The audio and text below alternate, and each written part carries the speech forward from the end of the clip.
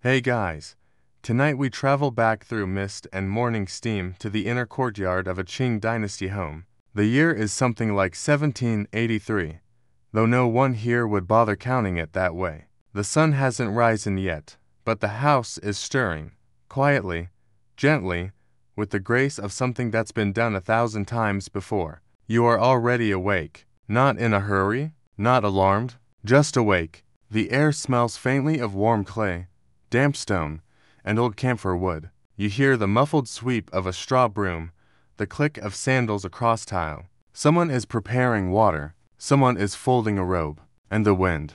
It smells like leaves. You're going to drink tea this morning, and not just any tea, morning tea the proper way. In the Qing Dynasty, that means care, patience, and a strong tolerance for silent judgment if you brew it wrong. So, before you get comfortable, take a moment to like the video and subscribe, but only if you genuinely enjoy what I do here, and tell me in the comments where you're listening from, and what time it is there.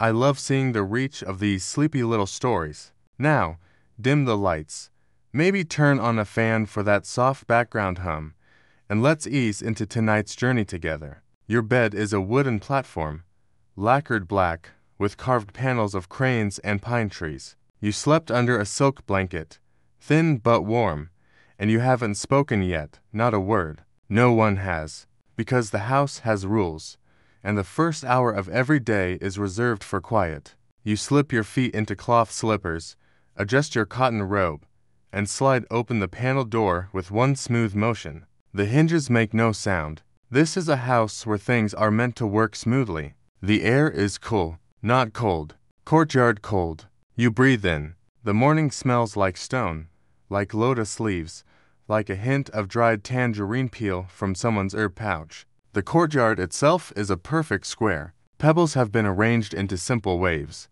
A potted plum tree stands in one corner, already blooming even though it's not quite the season. It's always early. It likes to show off. To your left, there's the tea room, a small annex built of polished wood and paper screens. The walls breathe a little when the breeze hits them. Inside, a single table waits. No one sitting there yet. But soon, you will be. The servants are already awake, of course, not bustling.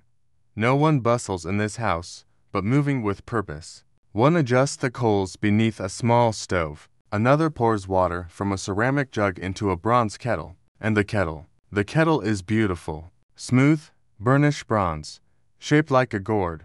It hums faintly as the water inside begins to shift, not quite boiling, not quite still. You know not to speak yet. Even your thoughts feel a bit too loud. This hour belongs to the ritual, not a ceremony, no stiff bows, just a ritual, something repeated enough that it earns its own gravity, something slow enough that even time forgets to rush. You step closer. The servant by the stove bows without looking up. He knows your footsteps. He's heated this water every morning since before your beard turned gray. Still spring water, he says softly. You nod. From the stone jar, he's drawn water hauled from the north well, because everyone knows the south well tastes like copper after rain. That's the kind of detail you're trusted to care about. You look into the tea basket. 2 leaves today. A slim roll of bailuo kun, curled like snails, and a flat sheet of longjing, pale green and delicate. You'll decide in a moment. The stove gives a low pop. The kettle shifts. The water is nearly ready. And here's the thing they don't tell you in the history books. Qing tea ain't really about the tea. It's about attention. How you hold the pot. The angle of the pour. Whether you rinse the leaves before brewing. Whether you pause between cups. There are a dozen tiny choices before you even taste the first drop. Each one a soft test of who you are this morning. You smile. Because this is your favorite part of the day, the part where nothing else is required of you. Just steam, and waiting, and the promise of warmth. The courtyard floor is still cool beneath your slippers, the worn stones uneven in just the right way, honest and familiar, like an old friend's laugh. The kettle shifts again, that deep water hush rising to a whisper. You stand still, watching the curl of steam snake upward, catching the light. You let your breath match its rhythm. Inside the main room, things begin to stir. The household is waking up. though it's too disciplined to admit it loudly. You hear the rustle of silk, the creak of a door hinge, the faint clink of porcelain stacked on the lacquered tray. The maidservant in the outer hallway walks like a cat. Her sleeves swish just once as she opens the wooden shutter to let in a thin stream of morning sun. It falls exactly across the low tea table inside the tea room. You haven't gone in yet. Not until the water is ready. The kettle begins to sing, a gentle, resonant tone, not a whistle, not a shriek, just that low, hollow note only old metal can make. It is the sound of things being exactly how they should be. You look down at the two teas. Still undecided. Bai Luo Kun is from Jiangsu. Young leaves rolled into tight spirals. Floral, sharp, for mornings when your mind needs waking before your body does. Longjing, from Hangzhou, is gentler, toasty, calm, a little grassy. The sort of tea that leans into you. A friend instead of a poke. You go with Longjing. You always go with Longjing. You take the leaves from the basket, weighing them in your palm. A small amount, less than a teaspoon. They're pale green, paper thin, curled slightly at the edge. This batch was picked in the early spring. You know, because you requested it yourself from a merchant who passed through in late March, and who, rather annoyingly, charged you more than he charged the magistrate's wife. Still, worth it. You hear footsteps. The youngest boy in the household, barely more than a shadow, hurries to the edge of the tea room and waits there, balancing a clean porcelain cup in both hands. His eyes are wide. He takes tea duty very seriously. You take the cup from him with a small bow. Good, you whisper. He beams and vanishes. You turn your attention back to the kettle. The lid is trembling, the steam steady. You lift it carefully. Water, clear as glass, almost boiling. Almost. To hot and you scorch the leaves. To cool and you waste them. You wait. 10 seconds. Maybe 15. This part is always instinct. Then, with a slow breath, you tip the kettle and pour the water into a small bowl. Not the teacup. Not yet. This first bowl of water is only to rinse the leaves. You place the Longjing inside the pot. Today, a Yixing clay pot. Dark and warm with age. It's absorbed so much tea over the years that when you open the lid, it already smells like memory. You swirl the rinse water in and then pour it right back out. The first pour is for the gods, or the garden, or the ghosts. Depends on who you ask. You ask no one. Then, a second pour. This one's for you. You let it steep. Not long. 30 seconds. Maybe less. Enough time to glance toward the garden wall where the morning sun catches on the edge of a plum blossom. It's not fully open yet, but it will be by noon. You pour your first cup. No ceremony, no clatter, just a careful tip of the pot. The tea is pale green, almost golden. You raise the cup to your nose. Inhale. Roasted chestnut. Spring grass. The tiniest note of orchid. You sip. The warmth moves across your tongue, slow and quiet, like a thought you're not ready to speak yet. You swallow, and your whole chest exhales. This is not caffeine, not adrenaline. This is a mood, a settling of things, a reminder that, even in an empire of powdered wigs and powdered governors, a single cup of tea is still the most powerful way to start the day. Behind you, a broom scrapes softly against the tile. Someone coughs in the kitchen. The city outside the courtyard walls yawns and stretches. But in here, you are alone with your cup, and it is everything. The cup is empty now, but still warm in your hands. You roll it slightly between your palms, feeling the fine grain of porcelain. It's old, maybe to dynasties old, blue and white, hand-painted with a dragon to faded to roar. There's a chip on the lip, tiny, but familiar. You always drink from this one. It's not the best cup in the house, not even close, but it's yours. And in a house like this, where everyone's job is to make sure things remain precisely as they should be, having one small imperfect thing that no one else wants, that's a luxury of its own. You pour another cup. This time, you let it steep just a few seconds longer. The color deepens slightly. The scent sharpens. Still gentle, but more certain, like it's found its footing. You take the first sip. The second cup is always better. You lean back slightly, the wooden chair creaking just once. It's positioned to face the inner garden, not directly, but off-center. So you're looking past the rocks and toward the moss-covered wall behind them. A design choice, meant to remind you that the things not seen fully are still worth watching. This is how the Qing Dynasty teaches you to pay attention, with suggestion, not command. In the hallway, someone opens a cabinet. Porcelain rattles faintly. Somewhere in the house, rice is already steaming. But here, in this room, time drips like honey. You rest the cup on the table. The servants don't speak unless spoken to. That's not about status.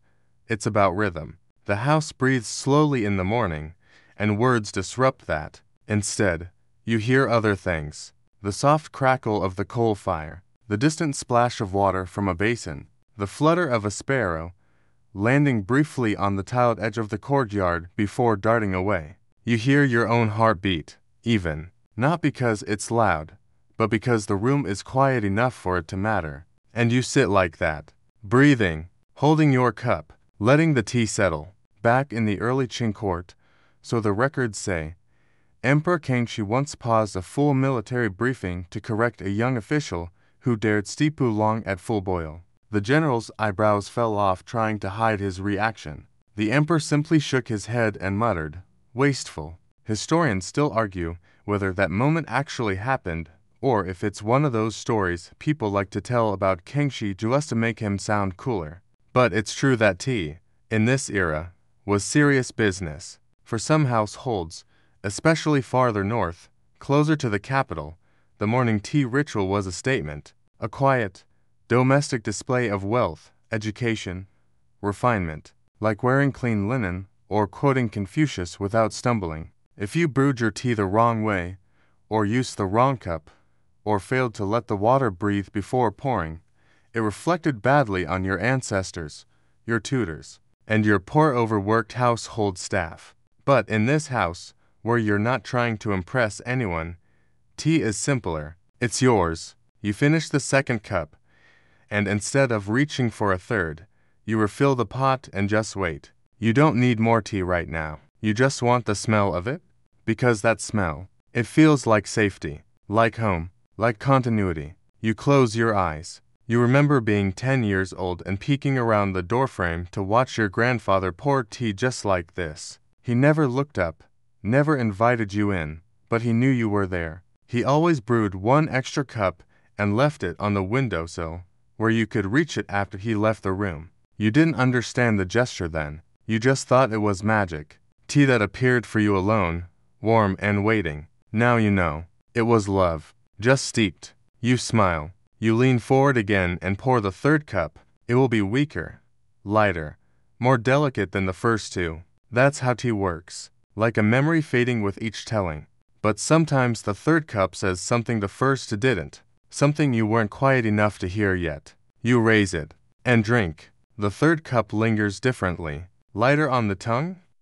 Yes, but somehow brighter, too, like the way silk catches morning light versus evening glow. Same fabric, different mood. You hold it longer before swallowing, just to feel the way it changes from tip to throat. There's a sweetness now, faint and unexpected, like the memory of fruit. You smile, knowing it wasn't there in the first cup. This is why you never judge a tea too early. Outside the tea room, the courtyard is waking more visibly.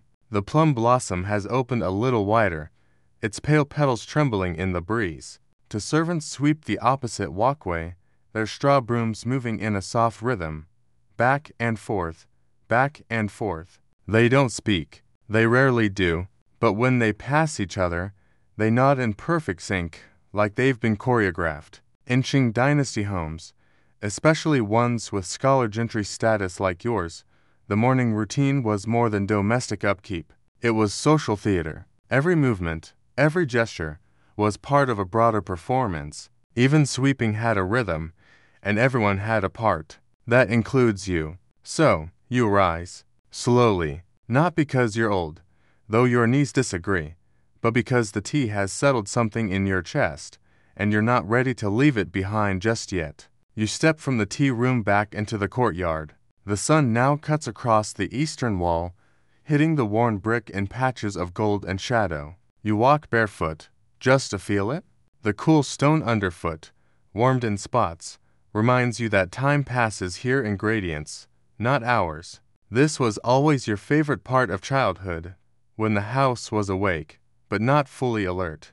When the rules softened a little and you could sneak a hand into the steamed bun basket before breakfast. Of course, you were caught every time, but caught gently. A hand over yours, a raised eyebrow, then a bun slipped to you anyway, with a wink. That's how love worked here, quiet and sideways. Today, no one stealing buns. But you do pass the kitchen window, where a wisp of ginger and scallion escapes into the air. Someone is making congee, probably with salted duck egg, possibly with mushroom, if the vendor delivered yesterday. The scent coils through the morning like a ribbon, tying the rooms of the house together. You pause there longer than you need to. The kitchen hums beyond the door. There's a rhythmic knock of knife on board, the dull thud of pestle on stone. You hear a laugh, muffled by steam. It's a good sound, a home sound. You walk past the koi pond. The fish are sluggish, not quite ready for the day. They gather in one corner, swirling lazily. One of them, a fat orange one with a chip on his dorsal fin, stares up at you, vaguely offended that you've brought no crumbs. You bow, mockingly. Later, no one hears. Or, if they do, they pretend not to. That's the other rule of the house. Morning is for rituals, not reprimands. You return to the tea room. The pot is still warm. The fourth pour is ready. This one will be ghostly, pale as a whisper. You know this. But it's not about the taste anymore. Now it's about finishing what you started, about staying in rhythm with yourself. Because if there's one thing you've learned from years of quiet mornings and porcelain cups, it's that discipline is a kindness, not a punishment, not a chain, just a gentle anchor. And anyway, the fourth cup is for thinking, about the day ahead, about who you need to greet, and who you can avoid, about that scroll from the south that's been waiting on your desk for 4 days, about the letter you've been meaning to answer, the robe you should finally retire, the strange lump in the garden path you keep tripping over but refuse to fix because, at this point, it's a tradition. You drink, and think, and somewhere in that fourth cup, your mind drifts, not forward, but backward, to the court of Emperor Qianlong, whose obsession with tea bordered on theatrical. He once issued an edict outlining the proper storage conditions for imperial tribute tea. Dark room, single shelf, 7 feet from the window, no noise. Apparently, the sound of footsteps disturbed the leaves. Historians still argue whether that was a real decree or else the hyperbole of bureaucrats trying to justify expensive shelving. But it's a good story, and you believe it, if only because you, too, have stood at the edge of a steeping pot, listening to the wind and wondering if your own thoughts were making the tea nervous. You sip again. You think of your father's old tea set, locked in a lacquered box under his writing desk, used only once a year. The lid creaked like gilt. The cups were thin as eggshells. The glaze cracked in tiny webs. You were never allowed to touch them. Naturally, you touched them all the time. He knew. He said nothing. That was the best kind of knowing. You drink the last of the fourth cup, then rise again, not because the ritual is over, but because the body has work to do. You stack the cups gently, wash them with warm water, no soap, and leave them to dry on a bamboo rack. The teapot you wipe with a linen cloth and return to its box. You bow slightly to the room, then you leave, but you carry that fourth cup inside you, like armor, like peace, like the first good decision you've made all day. The hallway outside the tea room is cool and quiet. Your bare feet glide across polished wood, each step a soft whisper. The scent of tea clings faintly to your sleeve, oolong and orchid, with the trace of steam. You pause by the open window to let the breeze kiss your face. A cicada buzzes from the old camphor tree, beyond the wall, its drone as steady as temple chanting. You head toward the inner courtyard, where the household altar rests beneath a painted silk screen. No one forces you to stop here, but you do. Every morning, the gesture is automatic now.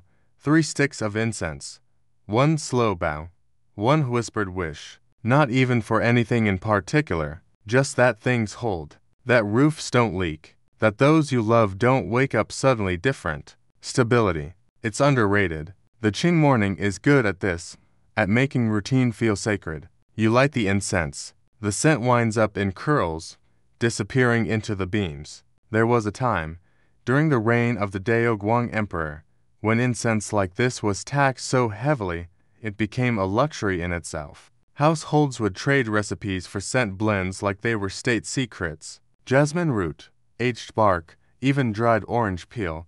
If it burned slow and smelled clean, it was hoarded like silver. One account claims a minor magistrate once accused a rival of burning too confidently in his private shrine, implying wealth beyond rank. Historians still argue whether the case was real or just satirical court gossip. Either way, the phrase "too confident in incense" became an inside joke among scribes for a decade. You smile at the thought. You are burning very modestly today. 3 thin sticks. Ash already bending. Nothing showy. The altar is plain. No gold. No jade. Just ancestral names painted on wood panels, wrapped in faded red cloth. Your grandfather's name is there. So is your aunt's. And your mother, who always brewed her tea too weak, but insisted it was better that way. You whisper her name now. Then you step back, past the altar, the path forks, left, toward the study, where scrolls and duties await. Right, toward the veranda, where the old gardener is already pruning the chrysanthemums. You turn right. You're not ready for ink yet. The veranda wraps around the east garden, where bonsai trees sit in silence, gnarled and miniature like ancient minds shrunk to fit on tables. The gardener doesn't look up as you approach. He never does. You think it's deliberate, his way of making space. You settle onto the wooden bench that overlooks the gravel path. A breeze slips under the eaves and lifts the edge of your robe. It feels like someone sighing beside you. You sip from the cup you didn't realize you brought. It's mostly empty now, just warm leaves.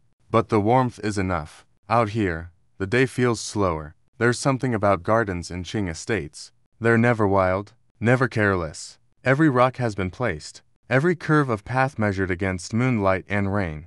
But somehow, even in their precision, they don't feel strict. They feel thoughtful. You once asked the gardener why the stones were always slightly uneven. He said, "So, your feet remember their walking." You've never forgotten that. A butterfly lands on your sleeve. Yellow wings, spotted like pressed flowers. You freeze. Not because you're afraid to move, but because you're grateful for the moment.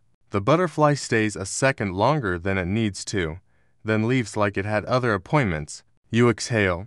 Back in the Qianlong court, elaborate gardens like this were symbols of both power and philosophy. The emperor had entire fake mountains carted in by riverboat just to create a landscape that mimicked the Taoist idea of cosmic balance. There are records of him walking barefoot through his private garden for hours, refusing shoes because he wanted to feel the ground remembering him. You like that? You wiggle your toes slightly. The ground remembers. From the veranda, you can just see the tips of the outer wall, where ivy has begun to curl through cracks in the stucco. You know someone will patch it soon, but part of you hopes they wait. There's something comforting about the imperfection, like the wall is breathing again. You lean back and close your eyes. The breeze, the tea, the incense, the garden, all of it combines into one long moment that doesn't demand anything from you. No answers, no clever words, no solutions, just presence. The gardener finally glances your way. Not to speak, just to nod. You return the nod, matching the rhythm of the morning. You don't need to say anything. You're both fluent in quiet. Back inside, the warmth of the veranda fades from your robe, replaced by the cooler hush of stone corridors. Your hand brushes the wall as you walk, fingertips grazing the faint texture of lime and dust, proof that this house has stood through more monsoons than you've had birthdays. You pass a small niche where a ceramic lion guards nothing in particular. Its pain has faded, its growl softened by time. Still, you nod to it. It has watched over morning tea longer than most emperors ruled. You reach the storage room, its sliding door creaking just enough to remind you it's due for oil. Inside, the air is dry and faintly floral, osmanthus, jasmine, a whisper of camphor wood. This is where the real decisions are made. The tea shelf. An entire wall of carefully labeled jars, each sealed with wax paper and tied with red thread. Some names are straightforward: Green Spring, Iron Buddha, Old Mountain Red. Others are more mysterious: Rain on Bamboo, Widow's Second Chance, Clouds Before Dusk. You made that last one up yourself after a particularly foggy harvest. You trace the shelf with your finger. This morning's ritual calls for something lighter, something Highland. You reach for a small jar labeled by Luo Kun, Green Snail Spring. Not because it's rare or expensive, but because today feels like a curled leaf kind of day. Gentle, a little cautious, but quietly unfurling. You open the jar. The scent is immediate, grassy, floral, with a sharpness like citrus bark. You inhale deeply. There's debate, always debate, about whether this tea originated from Jiangsu province or was transplanted from somewhere deeper inland. Historians still argue whether the famed tea was ever truly meant for imperial palates or just cleverly marketed by clever merchants. You pinch the leaves, careful not to crush them. They are twisted into tiny spirals, almost like calligraphy strokes mid-motion. One legend says the tea got its name because it was once tucked into the bosom of a woman tea picker to keep it warm after harvest. You don't know if that's true, but it makes for good company on a quiet morning. You measure out just enough, not too much, not for the first steep. Back at the hearth, the kettle is starting to whisper again. You crouch beside it, feeding the pine wood slowly. The fire crackles, but not rudely. It's the kind of sound that encourages thoughts without interrupting them, like a friend who doesn't mind silence. The water is close. You bring out your teapot for the day. A simple Yixing clay pot, dark and worn, the kind that's not much to look at until you realize it's older than some countries. You've had it for years. The handle is slightly uneven. The spout has a chip that looks like a smile from a certain angle. It's perfect. You warm the pot first. No leaves yet, just hot water, swirled and poured out. You never skip this step, not because the old manuals say so, but because the pot feels better afterward, like it's stretching after sleep. Then, the leaves go in. You listen. Yes, listen. Tea has a sound when it touches heat. A faint crackle, a whisper of waking. You pour the water in, slow and steady, over the spirals, watching them uncurl like stories retold in steam. You cap the pot and wait. 60 seconds, maybe 70. You use this time to breathe, deep, through your nose, letting the scent of the steeping tea replace your thoughts. There's a sweetness in it already, and a bite, like a memory of spring that wasn't entirely kind. The first pour is always the most honest. You lift the pot and tilt it just so, letting the golden green liquid dance into the cup. It's pale, nearly clear, with the faintest shimmer. You hold it to the light. It catches, bends, then disappears. You sip. The flavor is elusive. Green, yes, but also floral, and something else. Something like the scent of wet stone. You sip again. The second taste confirms it. There's mineral in this cup. The mountain it came from hasn't let go. You love that? You love that some things don't want to be refined. A breeze slips through the paper screen behind you. You close your eyes. You're not in your tea room anymore. You're on a hillside in Jiangsu, surrounded by tea shrubs no taller than your hip. The pickers wear wide hats. Their fingers move like dancers. A woman laughs, somewhere just out of sight. The air is full of songbirds and distant bell chimes. You open your eyes. You're back, but you bring the hillside with you. You sip again, slowly. This time, the flavor is deeper. The heat has drawn something out. A faint bitterness at the edges, pleasant, grounding, like a reminder not to get too comfortable. Even in serenity, there's edge. You nod. You've chosen well. You set the cup down gently, not because it's delicate, but because something about the moment demands respect. The steam from the tea curls toward your face, lifting the scent of warm leaves and memory. It fills the room without asking permission, the way stories do when no one's trying to be clever. The next steeping begins. You don't rush it. You've learned better. The leaves aren't finished yet. They have more to say. You pour the water again, just off the boil, and watch as the brew darkens slightly, like the sky before rain. It's no longer the pale whisper of the first pour. Now it's confident, rounded, like it knows you're listening. You settle in. Outside, someone is hammering something in the outer courtyard, probably repairing a cart wheel or mending a frame. The sound is rhythmic, oddly soothing, a reminder that even while you sip, the world continues in its clumsy, lovely way. You take the second sip. Now the Bailuo-kun is showing off. There's a nutty undertone, something like toasted rice or sesame. Not overpowering, just present, like an old friend, leaning into a joke. You grin slightly, remembering the first time you drank this tea as a child and thought someone had accidentally steeped it in porridge water. You hated it then. You love it now. It's funny how the palate matures with grief, with joy, with boredom. The same taste that once confused you now feels like home. Maybe that's why morning tea matters. Not for the caffeine, not even for the ritual, but for the quiet proof that you are still changing. You sip again. This time you taste honeysuckle. Where did that come from? Tea is like that, temperamental and prone to mood swings. The same leaf steeped twice will tell you two different stories. Historians still argue whether this variability was part of what made tea so central to Qing culture, or if it simply made for a useful metaphor in poetry. You glance across the room at a hanging scroll. It features a single brushstroke painting, a teacup, slightly off-center, with a wisp of steam curling into a mountain that was never drawn but somehow implied. Below it, a poem in spidery characters. First sip clears the fog. Second finds the sun. Third forgets the mouth. You don't remember who wrote it.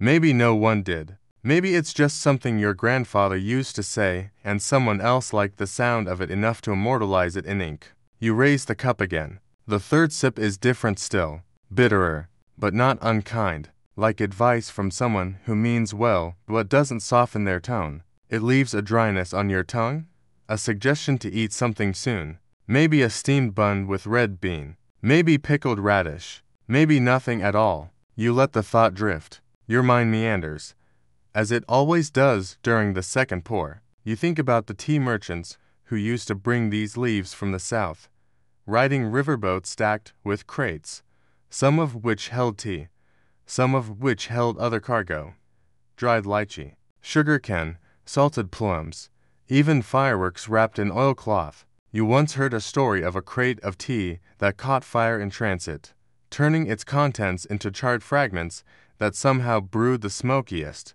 most beloved mistake in town. Was that the birth of Lapsang Souchong? No one knows. But the idea that fire could ruin and improve at the same time feels deeply appropriate. You drink more. The cup is empty again. You pour a third. The ritual stretches, like silk being unspooled. No need to rush. This cup will be softer, rounder. By the fourth pour, the tea will start to lose its edge. But now, in the third, it's still willing to flirt. You cradle it in your hands, and you listen. The kettle sighs on the hearth. The wine stirs the scroll, just slightly. Far off, a bird calls. Then another. Closer.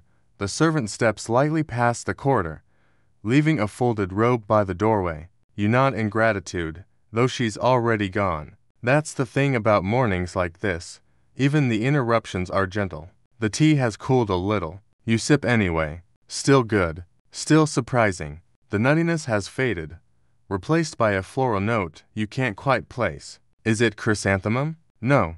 Something softer. Maybe magnolia. There's no flower in the room, but your mind insists otherwise. You breathe deeply and stretch your legs out beneath the table. You feel not full, not empty, balanced. Back in the Qing court, balance was everything. Officials wrote entire treatises about the correct temperature of tea to match certain hours of the day.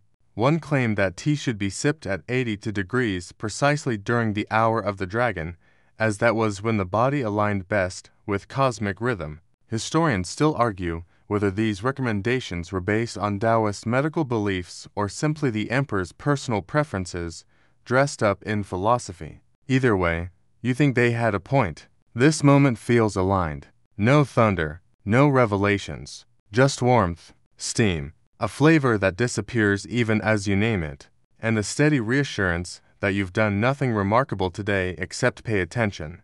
That's more than enough. Your fingers wrap around the clay pot again, now warm through and through, like a small sleeping animal. You tip the remaining liquid into your cup and listen to the last few drops land, soft as footsteps in dew. Each steeping has revealed something different, like peeling the layers of a very polite onion. This next one, the fourth, will be subtler. You can already feel the shift. The aroma is less commanding now, but still present, faint, grassy, with a hint of memory you can't place. Maybe spring rain on dry tiles. Maybe the smell of your grandmother's garden after she scolded the cat for stealing a fish. The human mind is weird like that. It doesn't file things away. It composts them into feelings. You sip slowly. This time, the bitterness is gone. What's left is clarity. It's the kind of taste that doesn't distract, doesn't interrupt. It just exists, like the hum of insects on a hot afternoon, like the feeling of linen on your shoulder. You glance up and notice the paper window glowing softly with sunlight. The clouds have parted. The courtyard is now bathed in gold. The plum blossoms outside have caught the light, glowing like little lanterns. You pause, cup still in hand, and just look. Back in Qing Dynasty estates, windows weren't simply for light. They were art installations, shadow screens, and weather forecasts. Their patterns, wooden latticework or painted scenes, told you what the house considered beautiful. Yours features a mountain range you've never seen in person. You think maybe it's a real place, or maybe just someone's idea of one. You sip again. The tea reminds you of why this ritual matters. Not because it's productive, not because it proves anything, but because in a world where noise is currency, silence becomes wealth. You are, at this moment, the richest person in the empire. Your mind drifts, again, as it always does by the fourth pour, to the people who made this tea possible. The pickers who scaled terraces before dawn, the artisans who rolled the leaves into tight spirals, the porters who carried it in damp canvas over steep hills. There's a village somewhere that doesn't know your name, but whose mornings are woven into yours. Historians still argue whether the imperial court truly appreciated the lives behind their tea or simply fetishized its refinement. You suspect it was both. Elegance has a way of hiding elbow grease. The kettle murmurs beside you, still hot but less eager. You feed the fire again, adding one slim stick of pine. The scent changes slightly, warmer, sweeter. It fills the room like a good guest, without taking up too much space. You pour water over the leaves one final time. The fifth steeping. This one is like dusk. Less sharp, less sure of itself. The flavor, now faint, clings to the edge of memory. You hold the cup longer. Sip more slowly. This is the part where the ritual lets go of form. You've done your part. The leaves have done theirs. Now it's just companionship. You look around the tea room and see what you've always seen. The scroll, the cracked bowl with its fake coin inside for luck, the bamboo mat with that one stubborn curl at the edge. But today, it all feels different. Or maybe you do. It's hard to tell. You stretch your legs out again, flex your toes. The floor is cool against your skin. You lean back slightly, letting your spine rest. If someone were to walk in now, you wouldn't move. They'd have to join you or go away. That's the rule. You take the last sip of the fifth pour. There's almost nothing there, but also everything. Tea, like time, gets quieter as it goes on. Less about what's there, more about what's passed through. You smile, just a little. You've tasted 5 different moods from the same leaves. That's a kind of conversation. And not once did the tea raise its voice. You leave the empty cup on the tray, not bothering to rinse it yet. There's a quiet satisfaction in letting things rest as they are, just for a while. The scent of the tea lingers in the air, curling into the corners of the room like a guest reluctant to leave. Outside, the light has mellowed into something softer, more forgiving. It's still early, but the stillness has matured. You stretch your arms overhead, joints cracking like polite fireworks, and then you rise. Your sleeves fall into place as you step toward the low shelf by the window. There sits the tea ledger, a humble book bound in cracked leather, pages filled with spidery calligraphy, ink-stained corners, and the occasional smudge of oolong. You open it. Today's entry is simple, just a date, A note on the brew, fourth leaf, subtle bloom, no bitterness. Good for walking thoughts. The Qing dynasty prized these little notations. Some households even had tea scribes, people employed to document the nuances of every pot brewed for the family head. Their job was half poetic, half scientific. It wasn't just indulgence, it was a practice in memory. You pick up the brush and add your own note. The bristles sweep across the page like silk in wind, a fifth steeping worth the pause. Scent of pine, trace of magnolia, stillness achieved. You close the book and rest your hand on it a moment longer than necessary.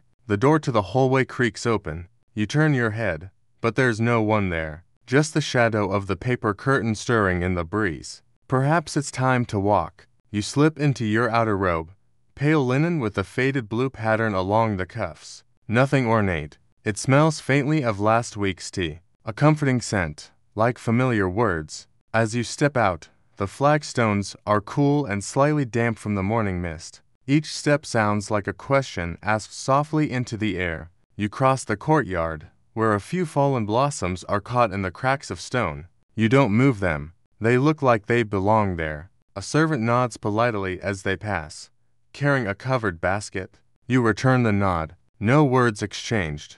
None needed. The language of this art is glances, gestures, rhythms. You pause at the entrance to the east garden. There's a small pavilion at the edge, shaped like a fan, with a roof that hums quietly in the breeze. You settle into its bench. There's moss between the floorboards and a spiderweb in one corner that shimmers in the light like embroidery. You close your eyes for a moment. The air here tastes different, earthy, but light. You remember that this garden was designed in the early 1700s, during the reign of the Qing Emperor. He was an early riser, much like yourself, and records suggest he personally instructed his gardeners to plant fragrant osmanthus by his morning walkways. Historians still argue whether that was due to the scent's calming effect or its rumored power to repel bureaucrats. Either way, you breathe it in now. Osmanthus. Sweet, slightly apricot. A breeze lifts the edge of your robe again.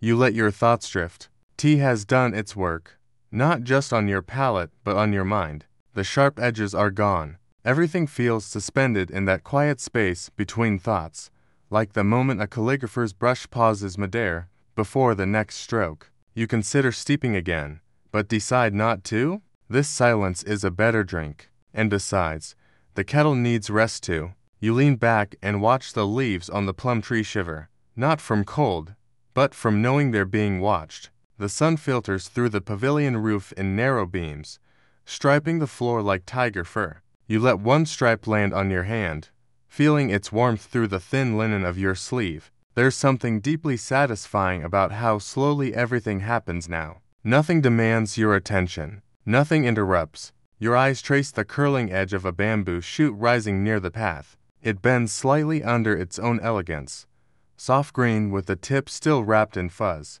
You wonder how long it took to push through the soil, how quiet that growth must have been. Just pressure and patience, much like brewing tea. You glance down and find a small dish of candied lotus root left beside the bench, probably placed there earlier by someone thoughtful. You break off a piece, the sugar glaze crackling faintly, and let it melt on your tongue. It's sweet but grounded, almost earthy, like someone whispered dessert into a root vegetable's dreams. This was often part of the morning tea routine in elite Qing households. Not just tea, but accompaniments, tiny plates of preserved fruit, nuts, and steamed buns filled with unfamiliar but deeply poetic ingredients, like chrysanthemum jam or pine pollen paste. Not flashy, not meant to overwhelm, just companions to the cup. You eat slowly. The flavors unfold as gently as the tea had. Sweet, then soft, then gone. Qing-era etiquette manuals recommended slow chewing as a form of respect to the host, to the cook, and to the present moment. Historians still argue whether this was Confucian moralism or just good digestion advice. You figure either way, it works. In the distance, a temple bell rings. The sound is low and resonant, like a bronze yawn echoing through stone corridors. You imagine the monk who rang it, hunched slightly, still half asleep, Maybe thinking about breakfast dumplings instead of transcendence. You smile. The bell reminds you of another time you drank tea. Years ago, on a trip down the Yangtze. The riverboat was nothing fancy, and the tea was just strong green leaves in a cracked mug. But the mist off the water made it sacred. You'd forgotten how wet your boots were, how hungry you were, because for that one stretch of river, it was just you, a cup, and the sound of water breathing against wood. Funny how some cups echo longer than others. You shift slightly on the bench, watching a pair of sparrows flutter into the branches overhead. They chirp like gossiping courtiers, full of tiny dramas and sky-bound scandals. One bird pecks at a blossom, dislodging a petal that floats down and lands on your knee. You let it sit there. No need to move it. Everything in the garden seems to agree. Now is not the time for fixing, adjusting, correcting. Now is for watching, for breathing, for small things done slowly. And so you stay. The tea you drank earlier is still moving through you. Not just digestively, but rhythmically. Your heart feels like it's beating slower, more deliberately, as if matching the tempo of the courtyard itself. You listen, a distant laugh, the rustle of a robe, the creak of wood under someone else's slow step. Nothing urgent, everything soft. You rise from the bench not because you're ready to leave, but because your legs want to stretch. The body's requests are clearer when tea has cleared the static. You walk toward the far edge of the garden, past the stone basin where water drips from a bamboo pipe every few seconds. Talk, talk, talk, each drip a punctuation mark in the sentence of the morning. You reach the basin and pause. There's a ladle resting on its rim. You pick it up, tilt it forward, and pour the cool water slowly over your fingers.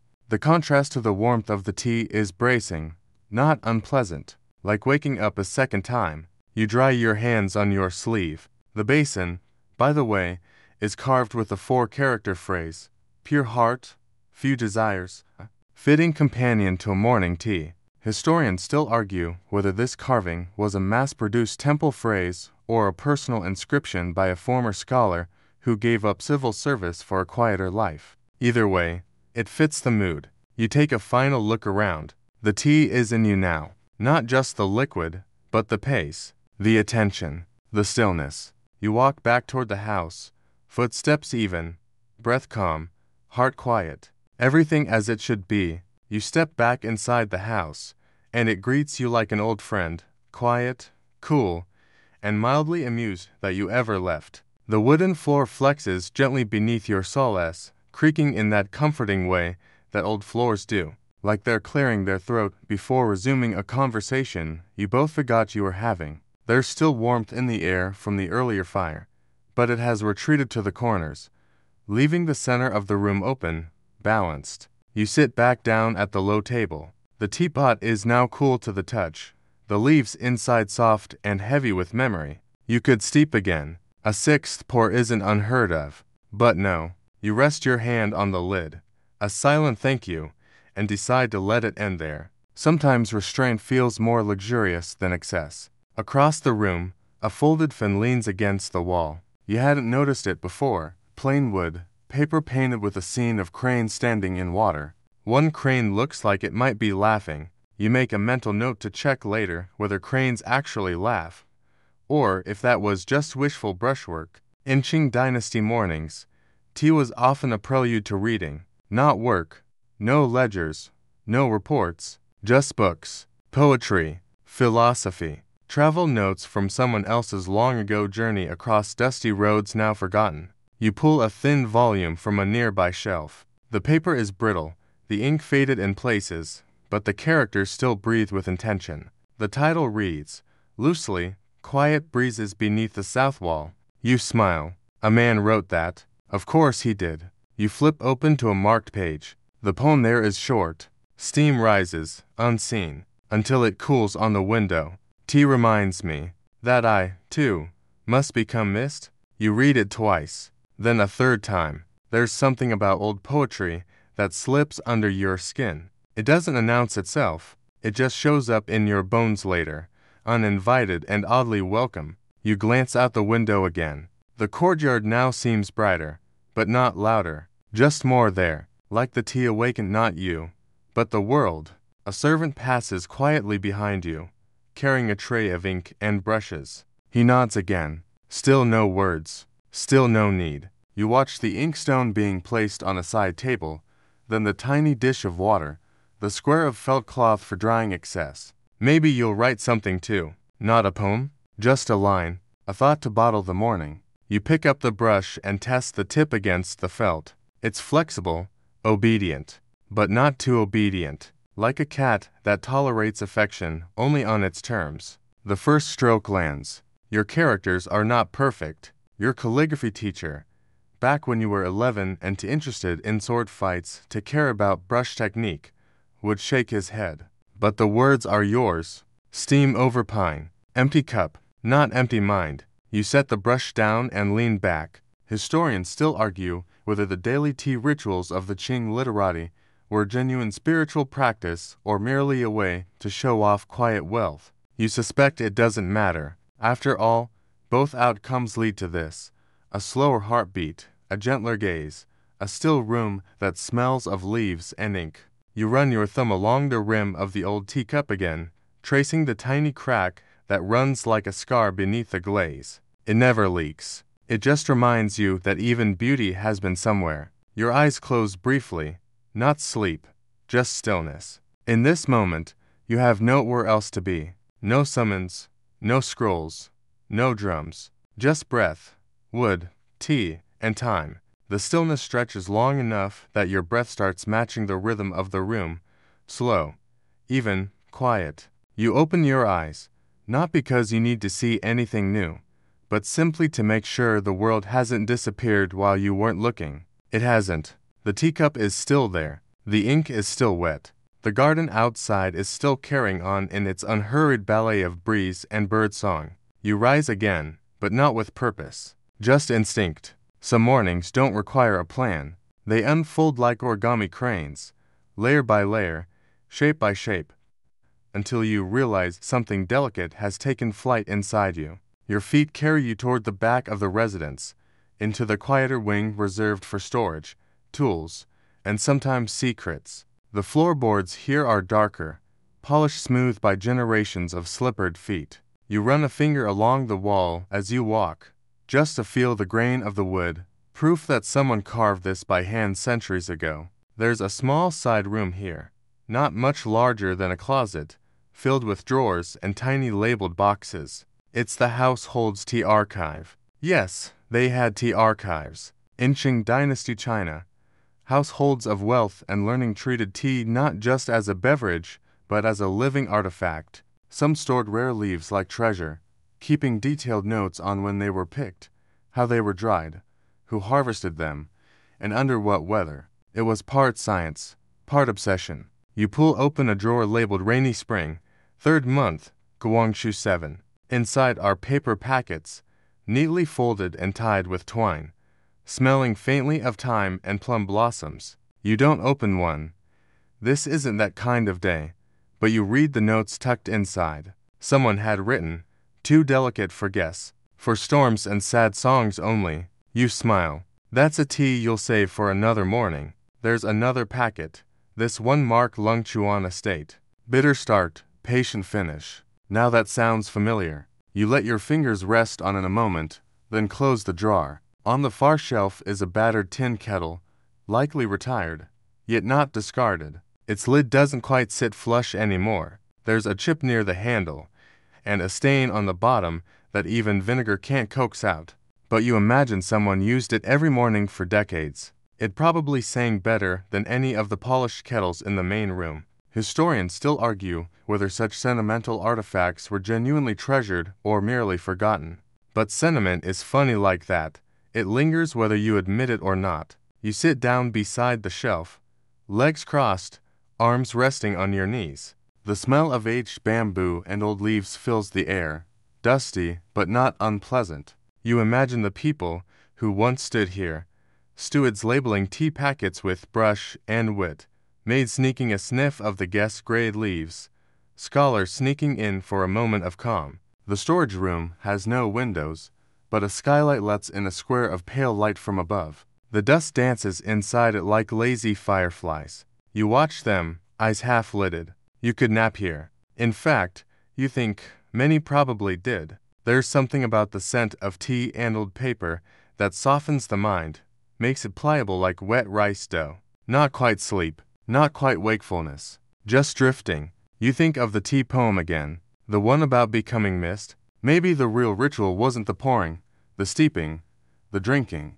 Maybe it was this, letting yourself dissolve into a room like steam rising off a clay pot, quiet, invisible, and gently necessary. You don't stay too long, just long enough to feel your pulse slow and your shoulders forget they were tense. Then you rise, dust off your sleeves, and slip out the door, careful not to disturb the sleeping ghosts of Bru's past. Back in the main hall, the light has shifted. It's richer now, like warm broth instead of pale tea.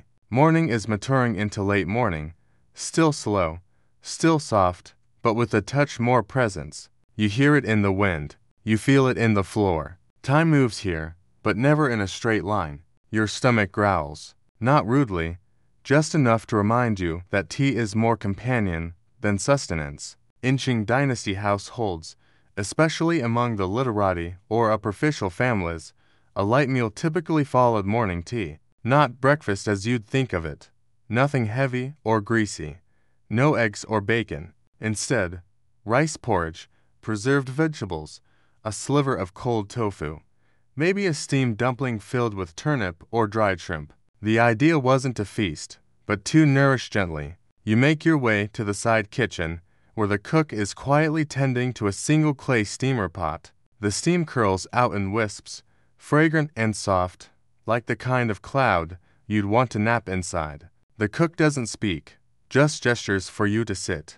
A small table has already been prepared, 2 porcelain bowls, a dish of pickled plum slices, and one perfectly round sesame cake with a split down the center, like it smiled a little too wide. You eat slowly. The rice porridge is simple, the kind that sticks slightly to the sides of the bowl. It's warm in your chest, heavy in a good way. The plums cut through with their salt and sourness, while the sesame cake lingers with just enough sweetness to count as joy. There's something beautiful about this kind of quiet hospitality, the kind where everything you need appears without being asked for, and nothing is said about it. It's the kind of care you almost miss because it's so well hidden. Historians still argue whether Qing household meals were designed primarily for health, harmony, or status signaling. The truth, as usual, is likely tangled somewhere in between. But one thing is clear. This kind of breakfast is made in a rush. And it isn't eaten in one either. Outside, a soft knocking sound pulls your attention. You turn to see a young boy crouched near a box of ceramic teacups, each one drying in the sun. He's tapping them lightly with a stick, listening for the ones that sing. You raise an eyebrow. He grins and whispers, "The ones with good clay sound better." He's not wrong. During the Qing period, especially under emperors like Kangxi and Qianlong, the quality of tea utensils was nearly as revered as the leaves themselves. Teacups were chosen not just for appearance, but for the sound they made when tapped, the way they held heat, even how the glaze crackled over time. You crouch beside the boy and tap a cup yourself. It makes a thin, clear tone, like a bell hiding in a puddle. You nod approvingly. He hands it to you with both hands, as tradition dictates. Then he scampers off, mission complete, leaving you with this small gift of resonance. You hold the cup for a moment, letting the warmth of the morning light seep into the ceramic and, through it, into your fingers. It's empty, but full of presence. That's the kind of contradiction tea excels at. You stand again, tucking the cup beneath your sleeve for later. The courtyard outside is brighter now, but still gentle. Somewhere in the rafters, a swallow is building its nest, dragging straw into a hollow beam with deliberate fussiness. You wonder if the same pair returns each spring. Probably not, but it's nice to think so. Your feet drift toward the small stone path that winds behind the kitchen. Few guests come this way. Fewer still notice the narrow corridor of hanging herbs strung like green chandeliers along the trellises. You brush your hand lightly through a dangling bunch of dried chrysanthemum and catch the dusty floral scent on your sleeve. In this forgotten strip of garden, the air smells like someone's handwritten recipe. You pause by a clay jar filled with dried orange peel, aged over several winters until the bitterness softens into something round and citrusy. You remember reading that some families aged these peels for over a decade, waiting for the right pot of tea to pair them with. A little absurd, perhaps, but in a charming way. Like keeping love letters from your kitchen. You lean in, breathe deep. It smells like memory. And breakfast. The sun tilts higher, brushing the garden with dappled gold. You linger near the trellised herbs a little longer, running your fingers along each string of leaves like a harpist deciding whether to play. Dried mint, sage, even a few strands of lemongrass, fragrant, brittle, and patient. No one's in a hurry back here. Even time seems to take its shoes off. The path leads you past a small stone basin. A ladle rests atop it, polished smooth from countless hands. You scoop up water, rinse your palms, then splash a bit across your cheeks. It's cold, even in the late morning sun. Your skin tingles. Your thoughts don't. That's the thing about Qing gardens.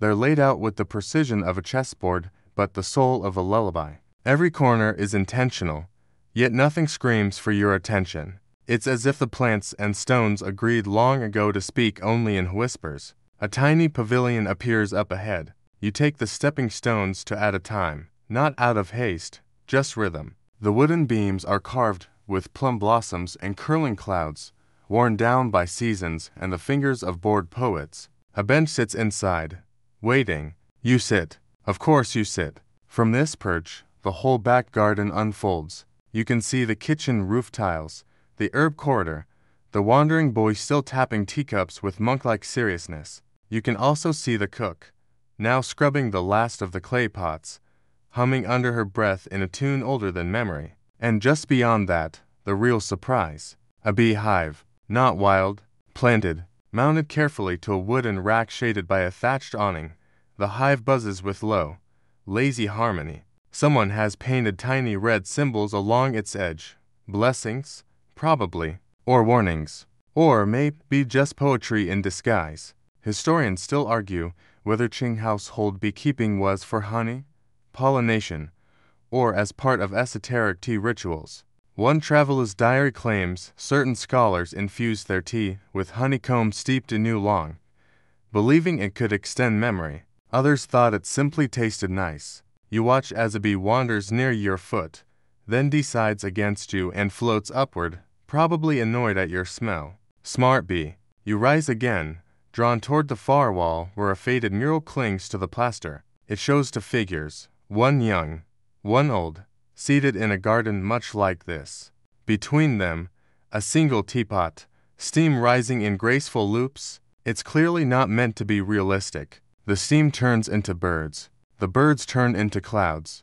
The clouds rain poetry onto the soil. You trace a line of the painting with your finger, wondering if some long-gone artist snuck their initials into the foliage. You do that. Everyone would. Suddenly, you remember the cup you tucked into your sleeve.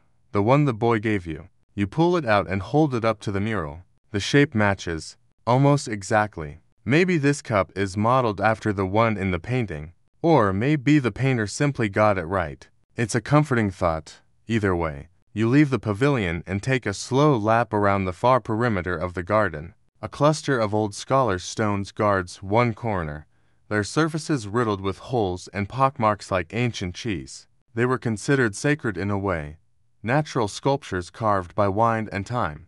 The more they look like something unfinished, the better. Kind of like people, or tea leaves, or mornings like this, with no obvious peak.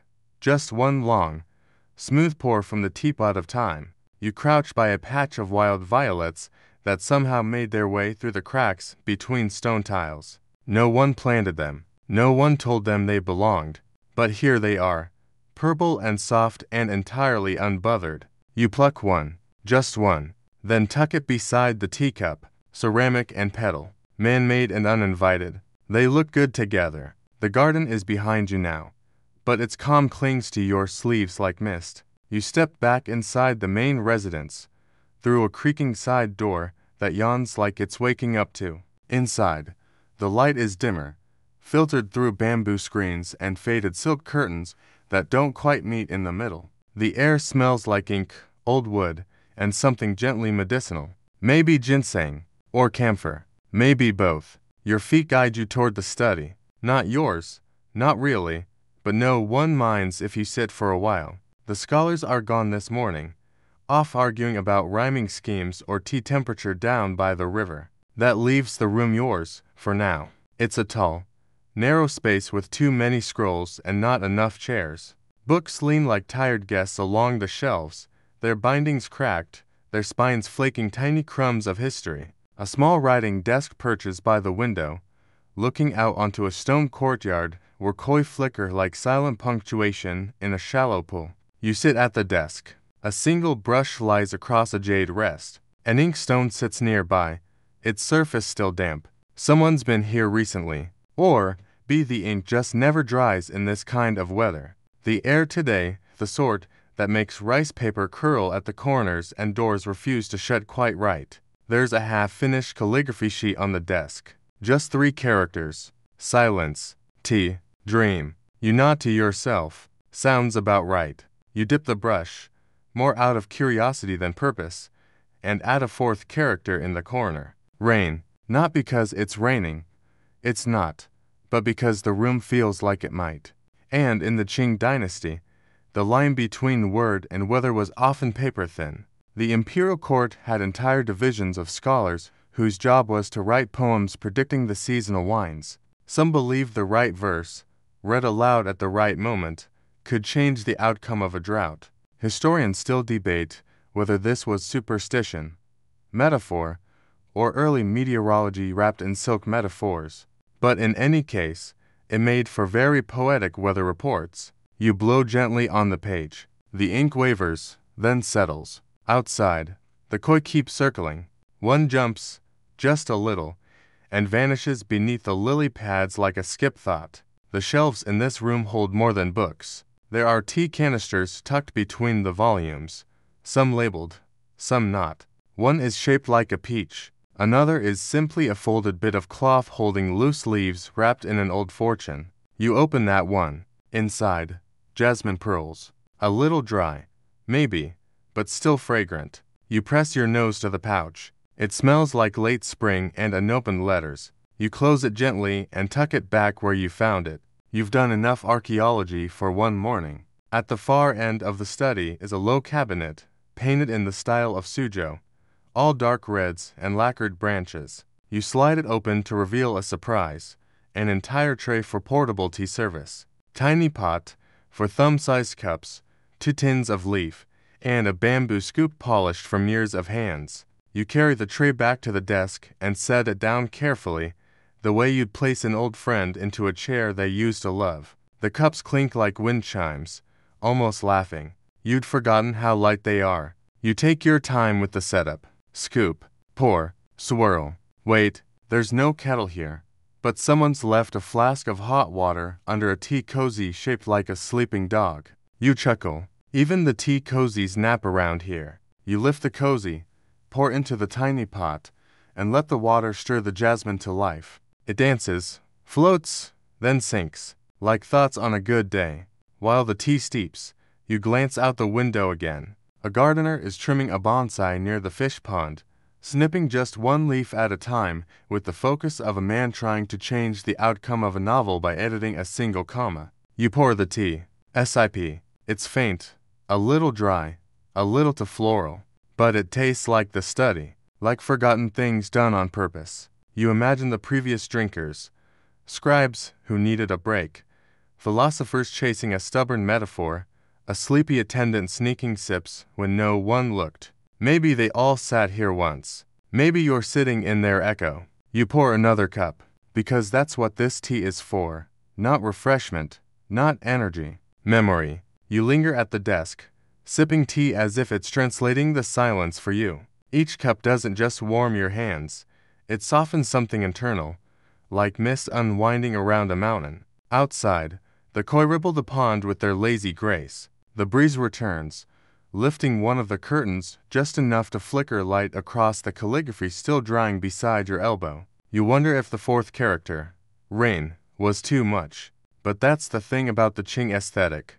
Balance wasn't symmetry. It was more like a conversation. A whisper here, an echo there. A little too much was sometimes just enough. You set down your cup and rise again, stretching like a cat that's just remembered it has a spine. There's a hallway just past the study, one lined with faded tapestries and wooden screens etched with cranes. You follow it without any real plan. Around here, rooms feel less like destinations and more like pauses in a melody. The hallway opens into a music room. You weren't expecting it, but there it is. Quiet, dusty in the corners.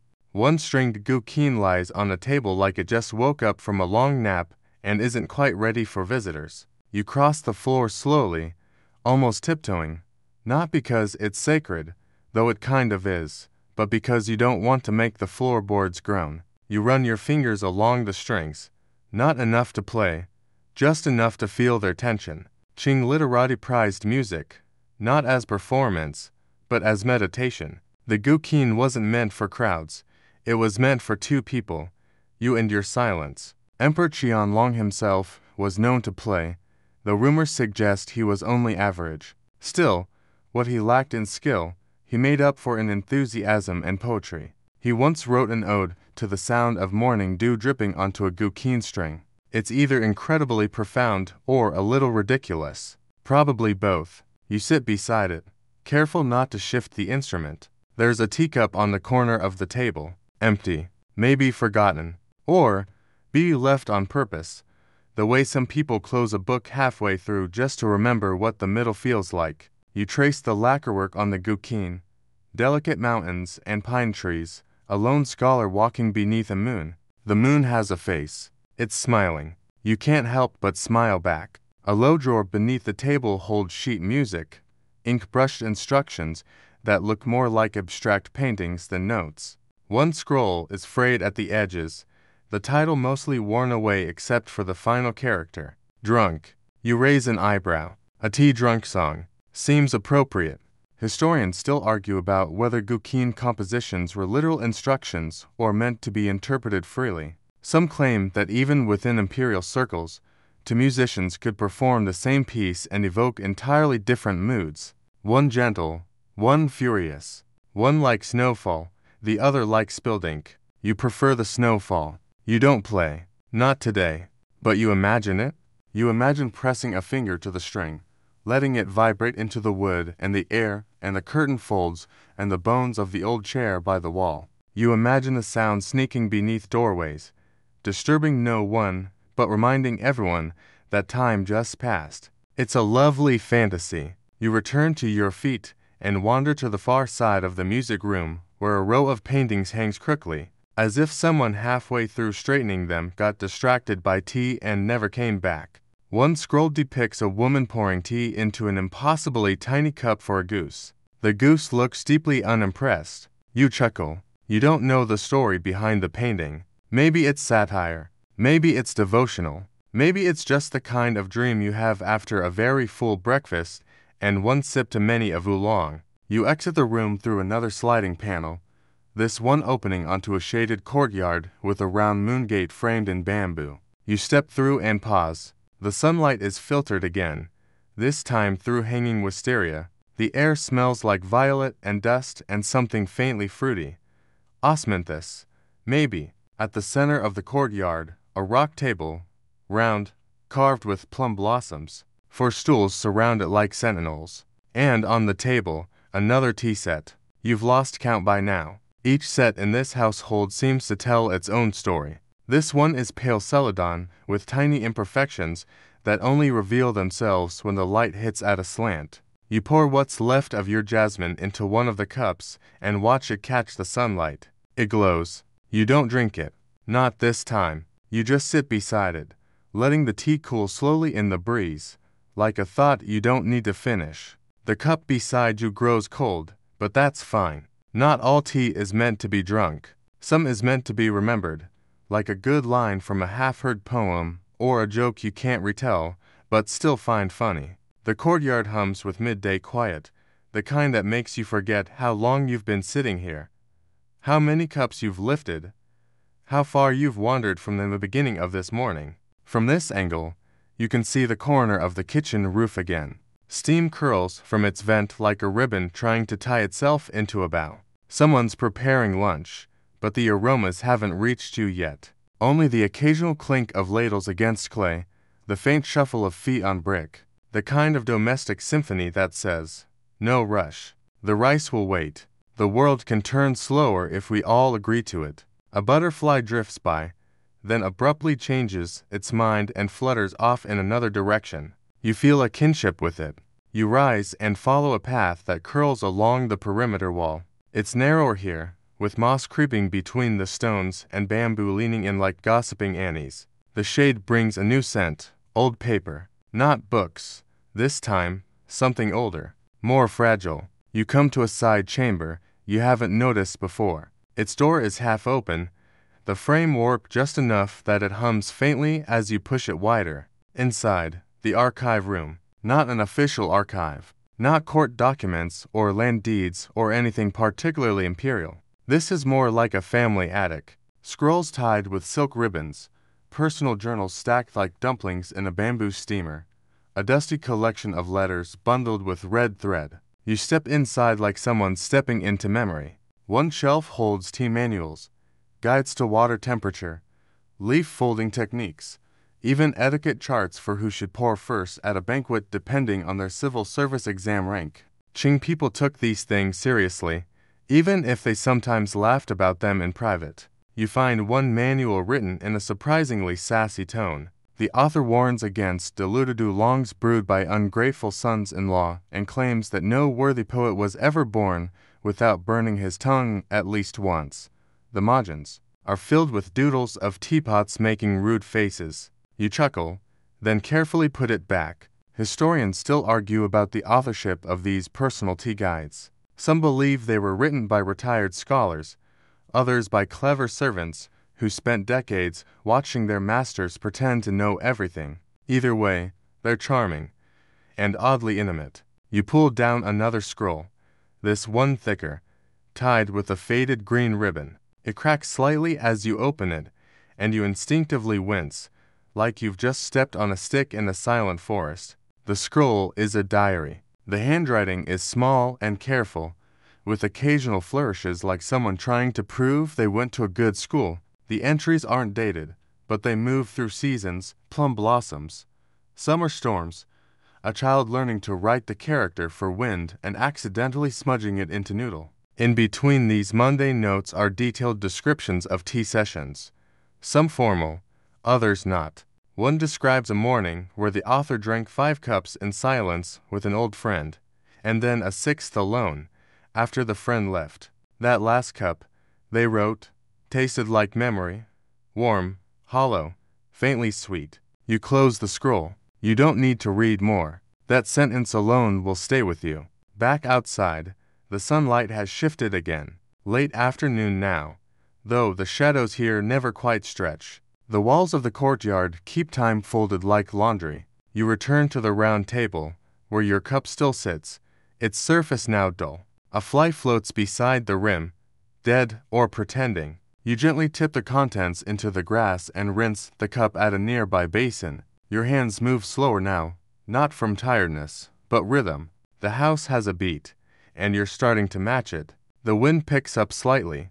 Bamboo clicks together like an audience unsure if the performance has ended. Somewhere, a bell rings, not a dinner bell, but one of those little porcelain wind chimes dangling from the eaves. It sings a single note and stops. Just a reminder that not all things repeat. You make your way down a side corridor toward what looks like a greenhouse, or perhaps a tea nursery. The glass panels are fogged, the wooden frame patched in places with wax paper and careful string. Inside are shelves upon shelves of tiny ceramic pots, each holding a sprout, a leaf cutting, or a sleeping root wrapped in cloth. The room smells like soil, ginger, and old wood. You inhale deeply. It smells like patience. One of the pots holds a familiar leaf. Poor, maybe. Another is labeled with a character you don't recognize. You lean in closer and see a second label, scratched in the tiniest ink, trial blend, not ready. The pot beside it says, maybe someday. You laugh, out loud. This time, you're alone, but you're not. Not really. The warmth in the greenhouse wraps around you like a worn-out quilt. It's humid, but not oppressive, more like a wet summer nap kind of humidity, the kind that makes your shoulders relax on instinct. A drop of condensation falls from the ceiling and lands on your wrist, cold and deliberate. Nature's way of reminding you you're still awake. Barely. You meander down the central aisle between the plant trays, reading labels. Some are written with firm, confident strokes. Others are scribbled, like afterthoughts.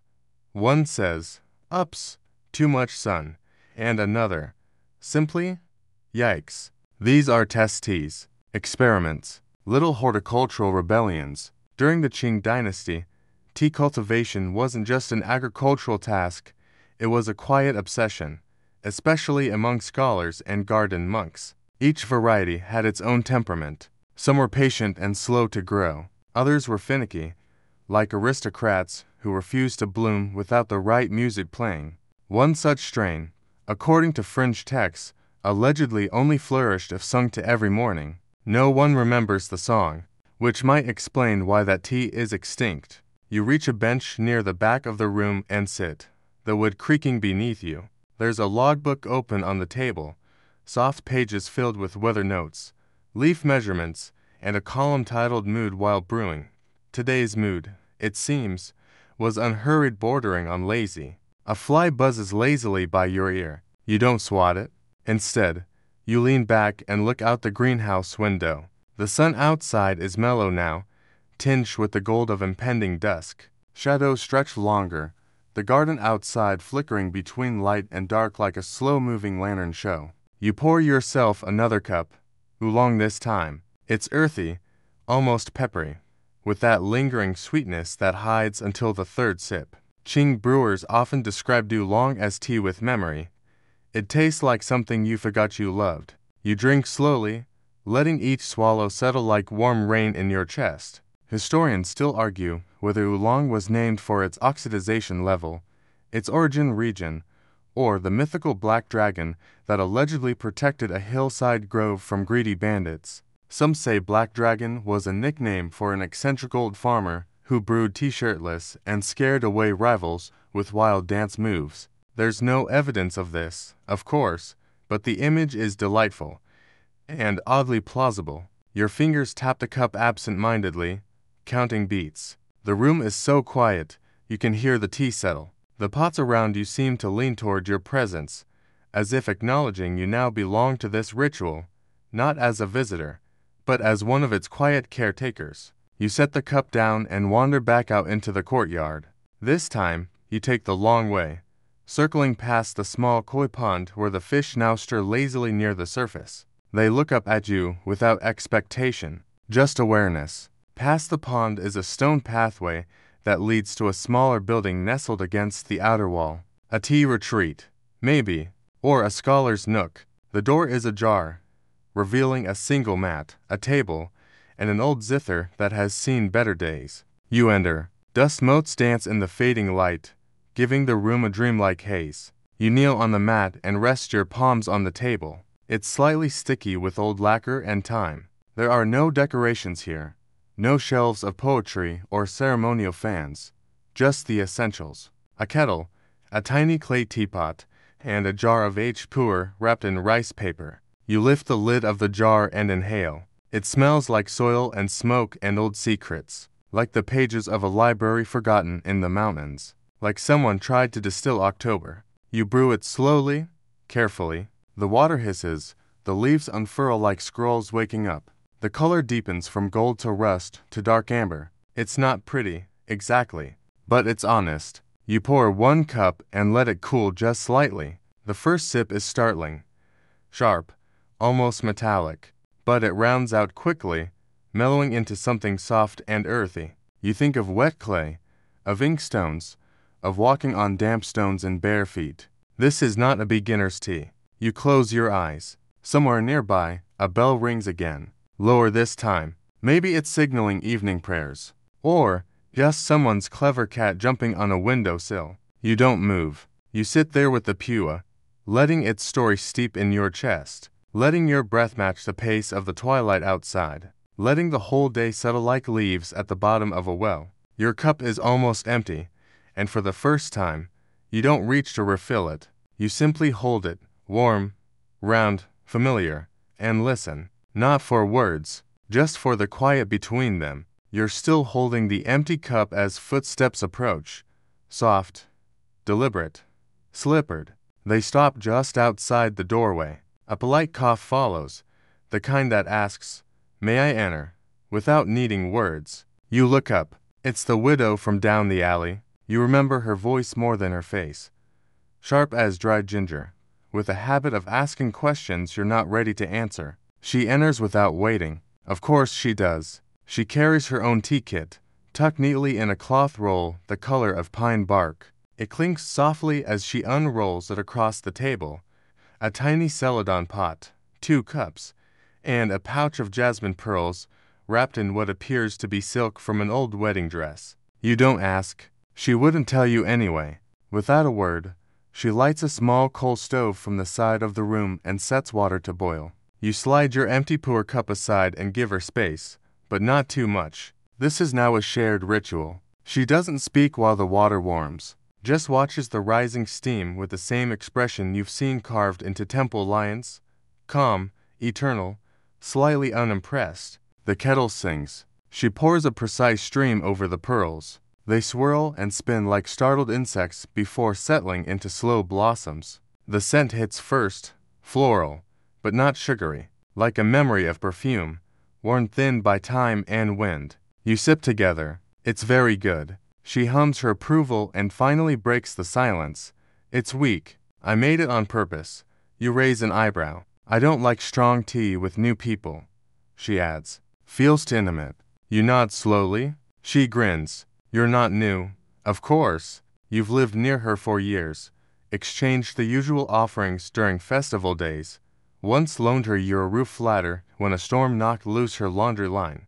But this is the first time she's shared tea. In Qing society, morning tea was as much about subtle codes as flavor. Every choice, from leaf type to cup size, said something. Scholars documented these unspoken dialogues in their journals, noting which neighbors preferred smoky lapsang or delicate white buds. According to one eccentric diarist, a nobleman once ended an engagement after being served tepid chrysanthemum tea. If her brewing is that lifeless, he wrote, imagine her poetry. Historians still debate whether that anecdote is apocryphal or just deeply petty. Likely both. The widow reaches for her second steep. Her hands are steady, practiced. You wonder how many cups she's poured in her life. For friends, for family, for ghosts. She doesn't spill a drop.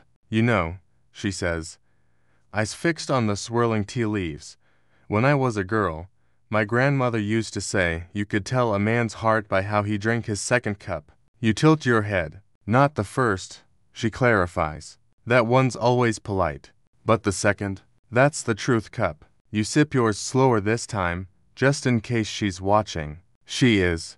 You let the silence stretch again. This is not an awkward silence. It's a woven one. Layered. Soft. Strong enough to carry weight without breaking. She finally leans back and exhales through her nose. Not a sigh, just a release. You steep too long, she says. But your water's good. You accept the compliment like a proper Qing gentleman, with a small smile and no comment. Outside, the light shifts once more. The golden edges of late afternoon deepen into bronze. Crickets tune up in the garden. A breeze slips through the crack in the door, brushing the flame on the stove. It flutters but does not die. You pour a third cup. It's cooler now. More delicate. Less bold, but somehow more honest. The kind of cup that doesn't need to impress anyone. The widow accepts it with a nod and holds it close to her face like she's warming her memory. She tells a story. Something about a goose that stole her mother's favorite teacup. You don't catch every detail. But it doesn't matter. Her voice is smooth now, softened by steam and shared time. You let it carry you like a raft on a still lake. Tea is rarely about the tea. It's about the permission it gives. To sit, To breathe. To remember things you didn't know you still carried. To be a little human again, in a world that often demands you pretend otherwise. She finished her cup and sets it down gently. That's enough for me, she says, folding her cloth kit back into a tight bundle. She stands, nods once, and exits with the same quiet tread. You don't follow. You just sit. The stove ember dims. The room grows darker, but your breath is slow, and your cup, though empty, is full. The evening creeps in like a cat on velvet paws, slow, quiet, and completely uninterested in your plans. The light that slips across the floor now is the color of old parchment. You stretch your back, bones sighing, and let the silence of the room expand. You return to the main house, the one with the creaky floorboards and the air that always smells slightly of plumwood and ink. It's cooler inside now. The fire has long gone out, but its memory lingers in the air, an echo of warmth. The old tea tray still rests on the table where you left it. One cup remains, upside down, drying on its saucer. You flip it over and examine the rim. A faint tea stain has begun to form along the edge, a gentle reminder that beauty often announces itself slowly, and usually after the fact. In Qing Dynasty households, especially among the scholarly class, the end of tea service wasn't abrupt. It faded, like music played at a distance, allowed to drift off naturally. There was no ceremonial goodbye, no clinking of finality. The tea simply stopped. But the thinking began. Evening tea was different from morning tea. Less about ritual, more about reflection. By now, the scholars would retreat to their studies, scrolls unfurled, brushes in hand, thoughts winding lazily through classical verse and half-forgotten proverbs.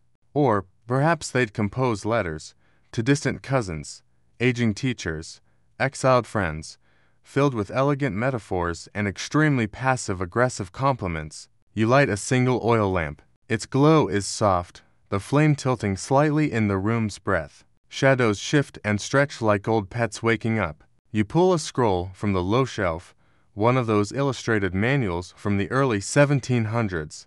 This one details proper tea behavior during imperial exams. A thrilling read, if you're trying to stay awake. You roll it open. One line stands out, written in neat black strokes beside a drawing of a man drinking with alarming stiffness. The upright drinker shall not slouch, nor shall he slurp. You imagine the Qing equivalent of an etiquette YouTuber filming that in a bamboo studio with a ring light made of fireflies. Historians still argue whether such rigid manners were strictly followed or simply aspirational. Most agree that scholars were probably slouching a little, at least once the examiners left the room. You lean back with the scroll open in front of you, not really reading now, just letting your eyes wander across the brushwork. The ink has faded unevenly, heavier where the scribe pressed too hard, lighter where the stroke gave out mid-thought. You run your finger along the edge of a character. It feels slightly raised, as if the thought itself is still trying to lift off the page. A wind stirs outside, not strong, just a nudge. You rise and open the window. Cool air slides in like silk, wrapping around your shoulders, your neck. A faint sound of bamboo chimes from the garden. They're off-key, and that's exactly what makes them comforting. Back at the table, you brew one final cup.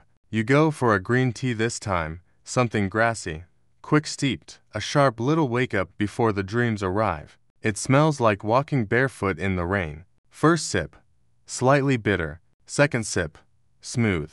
Third sip, gone before you realized it.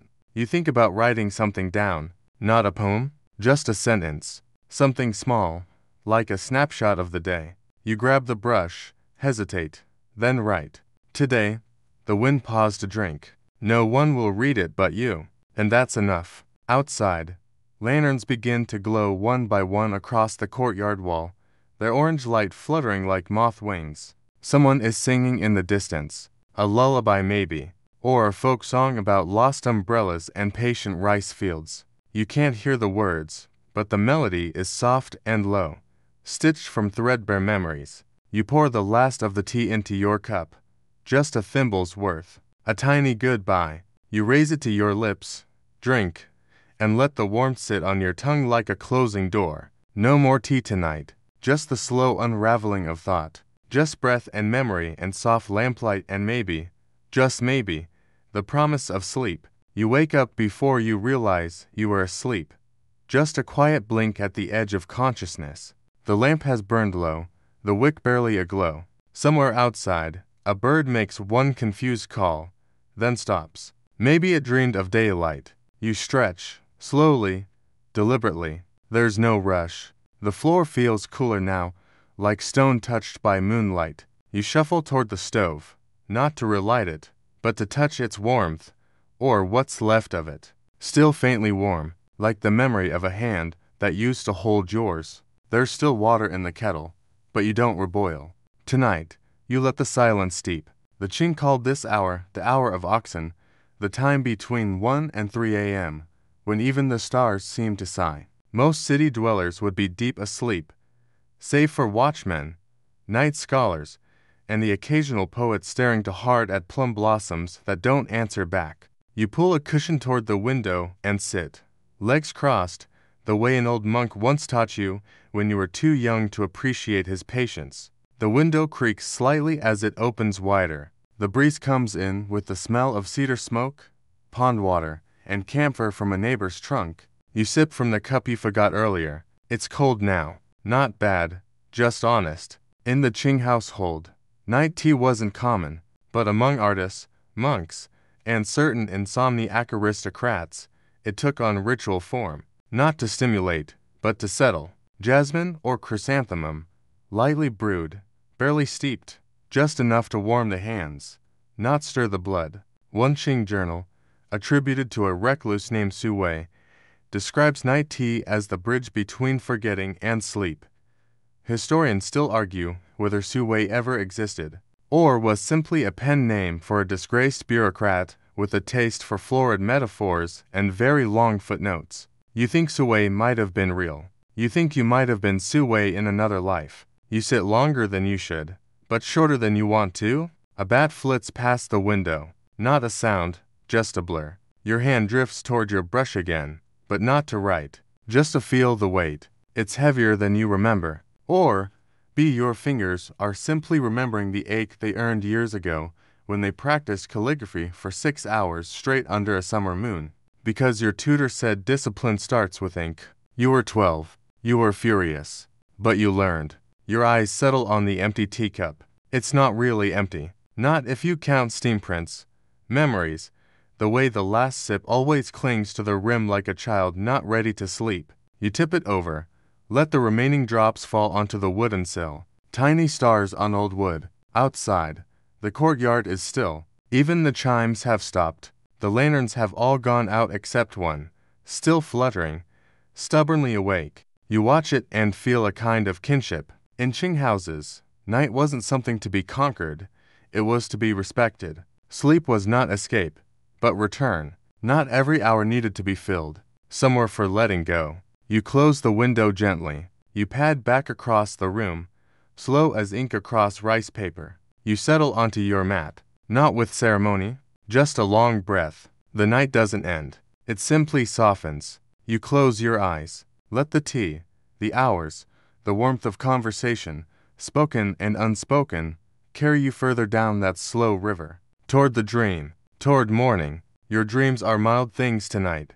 Drifting, slow moving. More impressions than stories. A waft of jasmine. The creak of a lacquered tray. Someone laughing gently in a courtyard. No faces, just moments. You wake before the sky lightens, just as the first blue begins to dilute the black above the roof tiles. It's early enough that the crickets still believe they have the world to themselves. You rise again, not from duty, not from hunger, just because your body is done sleeping. You light the lamp once more. This time it feels brighter. Or, the darkness has simply decided to loosen its grip. You move through the house like a ghost in your own life. Familiar walls, familiar corners, each object where you left it. Even the cup from last night still sits by the window, cradling a drop of old tea like it's guarding a secret. You place it in the basin with a kind of reverence. There was a time in the Qing Dynasty when teacups were considered deeply personal objects. Porcelain artisans signed them with discreet marks, not just for pride, but as an offering. To drink from someone else's cup without permission was something between a faux pas and a spiritual transgression, not criminal, but unsettling, like reading a stranger's diary out loud. Historians still argue about the level of symbolism in these tea objects. Some claim the shapes held coded meanings: round cups for harmony, tall cups for ambition, shallow cups for humility. Others say people picked what looked nice and didn't chip too easily. You suspect the truth is somewhere in between. A little meaning, a little practicality. Like most things in life, you gather your tea things again, this time with no audience, no widow, no old scrolls, just you and the morning that hasn't quite committed to happening yet. You don't light the stove, not yet. Instead, you take the kettle, room temperature by now, and carry it to the small garden beyond the kitchen door. The grass glistens with dew. A snail is making what, for it, is a fairly ambitious journey across a smooth tile. You nod at it. The fig tree in the corner is dropping its last leaf. It spirals lazily, landing on a flat stone. You think about the scholar who once wrote 5 poems about a single falling leaf. Not a great poet, but extremely consistent. You tip the kettle over the garden path, letting a quiet arc of water feed the moss. In many Qing households, used tea water wasn't discarded carelessly. It was offered to plants, to earth, to ancestors. Even the dregs of the cup were considered worthy of intention. The garden, in a way, was just another guest. You sit on the low bench beneath the plum tree. The air smells of stone, cold roots, and sleep. A few birds begin their hesitant calls, testing the sky's mood. You breathe in, you breathe out. There's no tea in your hands, no cup, no ceremony, and yet, you feel steeped, as if all the conversations, rituals, and little jokes of the day before are still unfolding inside you, leaf by leaf. The breeze carries a note of smoke from a distant chimney. Another household is beginning its day. Yours will, too, but not yet. You close your eyes for a moment longer, not to sleep, just to steep. You rise from the bench slowly, your legs a little stiff but not unkind. The sun is only a rumor now, just a faint brightening behind the tiled rooftops. The sky has that particular pale hue, like a silk robe that's been washed many times. You walk back inside, not to get warm, but to get ready. There's something different about morning tea when it's shared. Not the formal kind, not the orchestrated morning receptions with courtiers and calligraphers. Just the quiet, lived-in kind, between old friends, between a master and student, or even between two neighbors who nod more than they speak. You remember one such morning, not so long ago. The neighbor with the raspy voice and the endless collection of mismatched teacups. He always brought one with a chip and insisted it made the tea taste better. More flavor gets in, he claimed. You never believed it, but you never challenged him, either. It seemed important that someone believed in something so useless. You set out to cups, out of habit. Even though it's just you now, the kettle comes back to life with a soft hiss. This morning, you choose a white tea, delicate, floral, one of the oldest types enjoyed in Qing Dynasty China. It was prized not for strength, but for subtlety. Whispery leaves that opened slowly, like old men waking up from naps they deny having taken. You spoon just enough into the gaiwan. No more, no less. The kettle begins to sing, not loudly, just enough to let you know it's ready. You pour. The leaves dance in the bowl, spinning slowly, unfolding with a sort of lazy confidence. You watch them swirl, the water going pale gold. Not dramatic, just certain. In the Qing Dynasty, white tea wasn't always popular with the elites. Too simple, some said, not enough body. But in later years, especially among certain reclusive scholars, it became a symbol of quiet clarity. Historians still debate whether this was a deliberate choice or just a trend driven by supply routes and fashion. Either way, it stuck. You pour into the first cup, then the second. Still 2 cups. Still the same habit. You sit with both in front of you, one hand on each cup. The warmth travels up through your fingers, into your arms, settling in your shoulders. You breathe out, not loudly, just enough. There is no conversation, but you hear the ghost of one. You nod at the cup across from you. not expecting it to nod back, just offering respect. You sip. It tastes like memory, not strong, not bitter, just familiar. You sit with your tea and your silence and your second cup. Maybe later you'll put it away. Maybe not. For now, it stays. You leave the second cup where it is, untouched, cooling beside yours like a pause in a conversation you're still not quite ready to end. It's not loneliness exactly, more like tradition wearing a quieter coat. The light creeps in with the patience of a scholar reading a difficult scroll. First the edge of the floor, then the folds of the curtain, then the gloss of the teapot's lid. The world doesn't rush in Qing mornings. It filters through. You move to your writing desk, which smells faintly of cedar and ink dust. A half-used stick of ink waits beside the stone. You don't grind it today. The quiet is already thick enough. Instead, you open a thin drawer and retrieve a single folded paper. A letter. Old, creased, soft at the edges. The sort of thing you reread not because you've forgotten what it says, but because reading it again feels like turning a cup in your hands. Smooth, round, complete. It was sent to you years ago.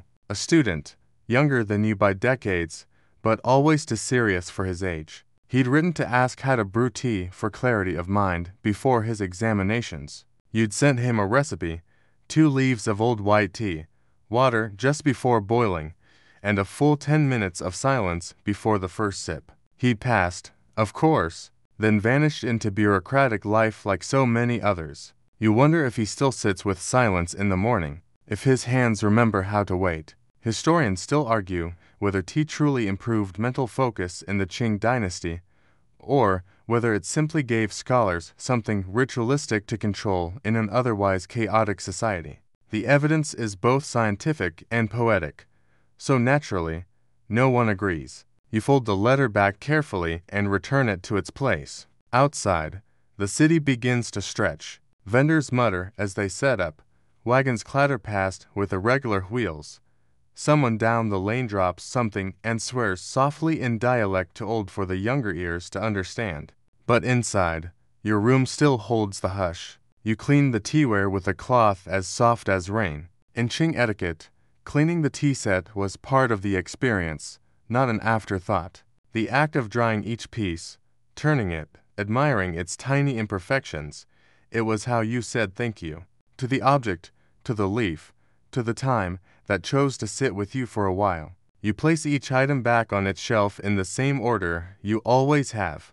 Gaiwan first, then the tray, then the cups, left to right. You pause only for a second before putting away the second cup. It's still warm, still hopeful, but it will be waiting again tomorrow. You look out the window one last time before pulling the screen closed. The snail from earlier has made it halfway across the tile now. Ambition rewarded, if slowly. You smile. Not everything has to arrive quickly. Sometimes the journey is the steeping. You step outside, just briefly, into the morning air that has begun to warm. Not much, just a few degrees. Enough for the scent of dew to lift slightly, carrying with it that gentle earthiness only old gardens know how to give. There's something about walking through a courtyard in slippers that makes you feel like you've earned a small secret. A whisper from the past to the present, saying, "You made it." Again, you pass the plum tree again. It hasn't dropped any more leaves. Just one, stubbornly holding on, like a final word not yet said. The air carries the faintest sound of someone beating clothes against a rock near the canal. Rhythmic, almost meditative. You imagine they're humming something out of tune, as people always do when no one's listening. You take a seat by the wall. The stone is cool, familiar. You think of the imperial palace, its endless courtyards, each one orchestrated to perfection. But this courtyard, cracked and green at the edges, feels better, quieter, less performative. In Qing Dynasty records, there are descriptions of elaborate imperial morning teas, trays of rare leaves from Fujian, gold-painted cups, eunuchs who knew how to pour without a sound. But many letters from retired officials mention missing the tea they used to drink in their study, alone, without ceremony. There's a term for this in some records. Quiet tea. Intentional. More about presence than performance. Historians still debate whether the term was commonly used or simply poetic embellishment from a few scholarly types. Either way, it's perfect. You like the idea of drinking quiet? You sit longer than you need to. A swallow darts across the courtyard, then another. You wonder where they've been, what roofs they've seen, whether they know your name. Probably not. Still, they dip low as if nodding. The door creaks behind you. A neighbor, awake early. They raise a hand in greeting. You raise yours back. No words, just the shared understanding that some mornings deserve to be left alone. You decide not to make another cup, but because this moment, cool stone, warm air, bird song, nothing urgent, is steeped enough. You return inside. The air holds the faintest trace of jasmine now, or maybe memory. You walk past the second cup again. Still clean, still waiting. You whisper something to it, just in case. You fold the cloth once more, tuck it neatly on the tray, and push it gently to the center of the shelf. You breathe in, then out. The kettle clicks as it cools. The day officially begins. But you, having wandered through silence, steam, and centuries, have already arrived. And now, as the room grows softer, as the world beyond your walls begins to stir, you let your breath settle deeper. There's nothing more to do. The cups are dry. The kettle is quiet. The courtyard has gone still again, save for the occasional bird checking in, then fluttering off. You stretch one last time, not to wake up, but to release the last of the weight you didn't even know you were carrying. The kind of tension that only loosens when you finally remembered how slow mornings can be, how gentle they should be. Your eyes begin to close, even as the light behind them rises. But you're not rushing anywhere. You're not following the sun. You're just resting in the space between the steam and the stillness, where tea was poured, and silence was kept like a treasure. Let your fingers loosen. Let your shoulders drop. Let the hum of that quiet ritual continue on without you, steady as a kettle, calm as a leaf. The morning will wait. The stories will keep. You've done enough. Now rest. Good night.